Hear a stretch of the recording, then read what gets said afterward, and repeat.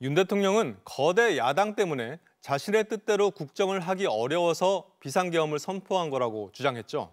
그런데 윤 대통령이 취임 이듬해부터 계엄을 준비했다는 의혹을 MBC 취재진이 확인했습니다.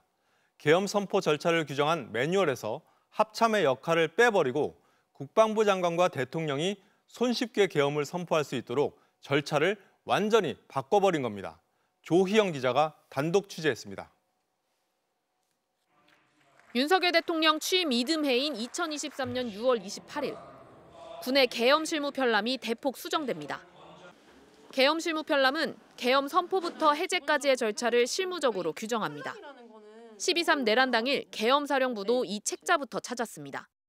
국회의 계엄 해제 가결, 그러니까 의결이 되고 나서 계엄 실무 편람을 펼쳐서 계엄법 11조에 지체 없이 계엄을 해제한다라는 문구를 계엄은 전쟁이나 소요 같은 국가 비상사태에만 선포할 수 있게 법으로 규정돼 있습니다.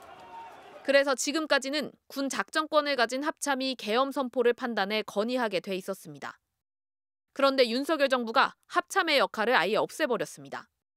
대신 국방부 장관이 총리를 거쳐 대통령에게 계엄을 건의하게 바꿨습니다. 국방부 장관과 대통령이 계엄을 사실상 주도할 수 있게 만들었습니다. 실제로 내란 석 달 전 윤 대통령은 취임 1년도 안 된 신원식 국방장관을 교체하고 그 자리에 김용현 경호처장을 임명했습니다. 합참의장은 계엄을 전혀 몰랐다고 했습니다. 기상 계엄을 보고를 받았을 때 첫째 물은 그거였습니다. 무슨 상황이냐, 무슨 말이냐 물었습니다. 그래서 이뿐이 아닙니다.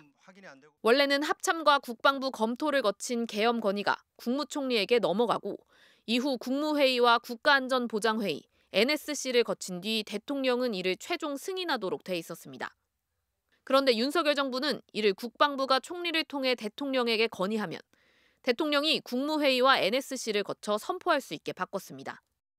국무회의와 NSC의 심의를 형식적 절차로 바꿔놓은 것입니다. 이렇게 하고도 윤 대통령은 국무회의 의결도 없이 불법적으로 계엄을 선포했습니다.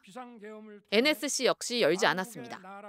합참은 계엄 절차에서 완전 배제된 이유는 합참이 계엄을 실행하는 곳이지 검토하는 기관은 아니기 때문이라고 밝혔습니다. MBC 뉴스 조희영입니다.